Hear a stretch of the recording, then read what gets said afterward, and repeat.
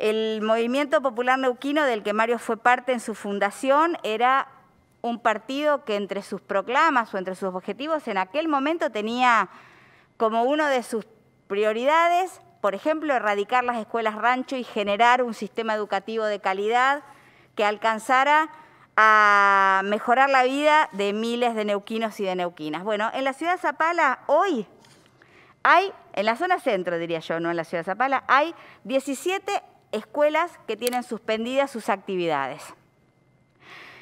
Esa suspensión obedece a un sinnúmero de situaciones, todas vinculadas con el estado de mantenimiento de las escuelas, desde cuestiones de gas hasta cuestiones de infraestructura. No se abren las ventanas, no se puede garantizar la ventilación cruzada. Directamente, en algunos casos, las instalaciones de gas son clandestinas. Inspecciones de Camusi han determinado que había artefactos instalados que no estaban declarados en las escuelas. Es decir, no solamente hablamos de situaciones de poco mantenimiento, hablamos de situaciones de indolencia y de verdadera e injustificada inacción por parte de las autoridades provinciales.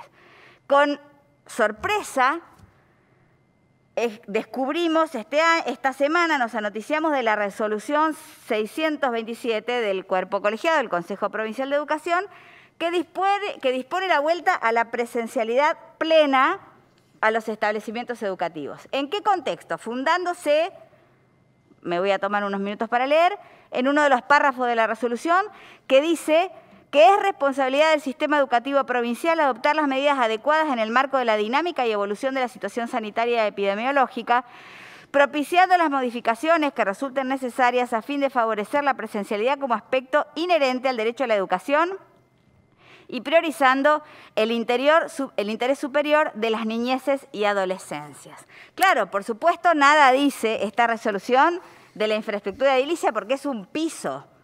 No nos imaginamos de ninguna manera una vuelta a la presencialidad que en su resolución proponga que las escuelas estén abiertas y en condiciones para estar abiertas. Eso es claro que la resolución no lo puede decir.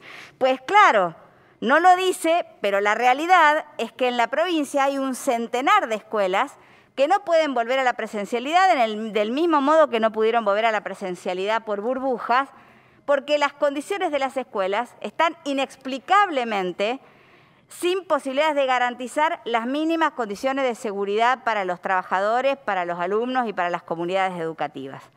Mientras tanto, el gobernador Gutiérrez desde Narnia anuncia la distribución de computadoras.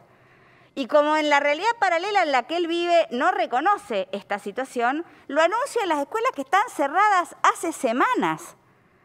Esta semana en la ciudad de Zapala, el gobernador Gutiérrez anuncia que las computadoras se van a entregar en el IF13 que hace 3 semanas no tiene clase y que en principio pasará las próximas 4 sin tener clase, con suerte, si sale todo bien con el llamado a licitación para reponer las ventanas y las aberturas que tienen que reponer. La verdad que la alienación del gobernador Gutiérrez respecto a lo que está pasando en la provincia es absolutamente inexplicable. Es imposible dejar de preguntarse entonces qué es inherente a los derechos de la educación para garantizar el interés superior de las niñeces y adolescencias de este Ejecutivo Provincial. ¿Qué es si no tener las escuelas abiertas en condiciones? ¿Qué es si no cumplir con las obligaciones que la Constitución Provincial impone con claridad meridiana respecto de las autoridades provinciales? Para volver a una discusión que tuvimos antes, no se las atribuye ni al Ministerio de Educación de la Nación, ni al Ministerio de Economía de Educación, ni a ningún presidente. Las responsabilidades para garantizar el acceso a la educación y los derechos a la educación de los niños y de las adolescencias de esta provincia, la Constitución las establece claramente en cabeza del Ejecutivo Provincial. Claro, nos encontramos frente a una ministra que tiene atadas las manos hace muchos años porque la disfuncionalidad en el diseño de la organización del Ejecutivo Provincial es tal que a la ministra le piden la cabeza por una estufa que explota y no tiene un centavo para disponer respecto de qué hacer con esa infraestructura.